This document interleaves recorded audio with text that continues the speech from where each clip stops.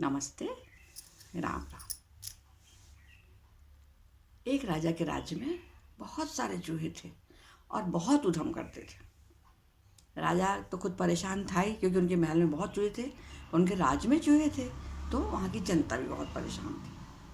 बहुत तंग हो गए थे सब लोग चूहों से। तो सबकी पूरी जनता राजा के पास पहुँची। हालांकि राजा भी परेशान था कि भैया चूहों का कुछ करो, नहीं तो ये लोग तो हमको रहने नहीं देंगे। राजा ने एक मुनादी करवा दी कि जो इन चूहों को निकाल देगा राज्य से, उसको जो मुँह मांगा इनाम दिया जाएगा। बात चली मुँह मांगा इनाम मतलब कुछ तो बताओ क्या इनाम दिया जाएगा। तो उन्होंने कहा अच्छा आधा राज्य दे दूंगा, मैं आधा राजपाट दे दूंगा। राजा सोचा मुसीबत से छुटकारा तो मिले, पहले फिर देखी जाएगी।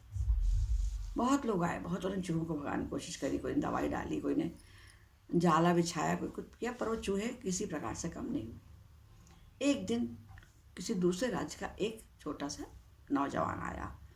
उसने कहा महाराज मैं आपके यहाँ के चूहे भगा दूंगा। तो भाई बहुत लोग आ गए, किसी से नहीं हुए, तुम कोशिश करके देख लो। तो पहले बताओ मुझे नाम में पक्का आधा राज दोगे ना? बोले हाँ बिल्कुल पक्का आधा राज मैं आपको दे दूंगा। तो और बोले, तो बोले और मैं अपनी राजकुमारी की शादी तुम्हारे साथ कर दूंगा। बोले पक्का बोल रहे ना? बोले हाँ बिल्कुल पक्का। ठीक है बोले हम आपके चूहे हटा दें। दूसरे दिन सवेरा हुआ और उस नौजवान ने अपनी बाँसुरी बजाना शुरू करी। जैसे ही बाँसुरी की मधुर तान फैलने लगी, राज्य में गूंजने लगी, वैसे ही पूरे चूहे धीरे धीरे धीरे धीरे उस नौजवान के पीछे पीछे जाने लगे। नौजवान को ऊंची पहाड़ी पर ले गया। जब वो ऊंची पहाड़ी पर पहुंचे तो जो नीचे का हिस्सा था वहाँ पूरे पूरे चूहे वहाँ गिरने लगे। इस प्रकार पूरे चूहे राज्य के गिर गए और राज्य चूहों से खाली हो गया। अब वो नौजवान राजा के पास पहुंचा कि आपने कहा था मैं आपको आधा राज दे दूंगा और राजकुमार से शादी करोगे, तो आप ही ने कहा था, तो मुझे ऐसा करो भाई। राजा ने कहा ठीक है बाद में आना। नौजवान एक बार गया, 2 बार गया, 3 बार गया और राजा उसको हमेशा टालता रहा, आज नहीं भाई बाद में, आज नहीं भाई बाद में आना।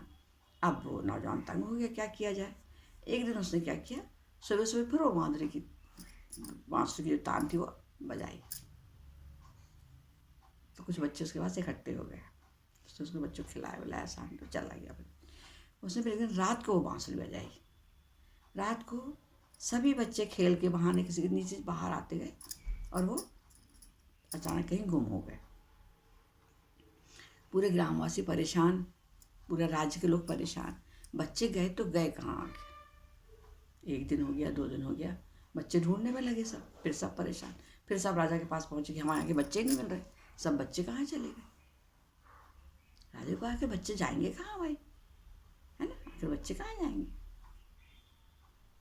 खूब विचार करने में राजा ने सोचा, उसने नौजवान को बोला, वही अपने बच्चे बुला के देगा ना, जैसे चूहे भगाए वैसे बच्चे बुलाएगा। उनको ये लगा कि ये हमारे बच्चों को ढूंढ ढांड के ला देगा। आया वो नौजवान, फिर से आया तो बोले भाई बताओ बच्चे कहाँ, तुम ढूंढ के लाओ उनको, तुमने चूहों को भगाया था, इतना अच्छा काम किया था। बोले राजा अब मुझे आप क्या दोगे। तो बोले मैं तो कह चुका हूँ तुमसे कि तुमको।